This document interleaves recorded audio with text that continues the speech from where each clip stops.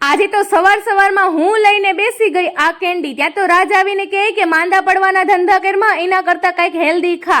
એટલે મેં લીધો મોબાઈલ અને ખોલ્યું યુટ્યુબ. ત્યાં તો મારી સામે આવી ગઈ ઇઝી ટેસ્ટી રેસીપી ચોઈસ. આ ચેનલમાં જઈને મેં જોયું ને ત્યાં તો ઘરે જ આમળાની કેન્ડી બનાવવાની રેસીપી આપેલી હતી, એ પણ એકદમ સરળતાની સાથે. એટલે બસ પછી આમાંથી રેસીપી જોઈને હું વર્ગી ગઈ આમળાની કેન્ડી બનાવવા માટે. અને તમને બધાને તો ખબર છે ને કે આમળાના કેટલા અઢળક ફાયદા છે.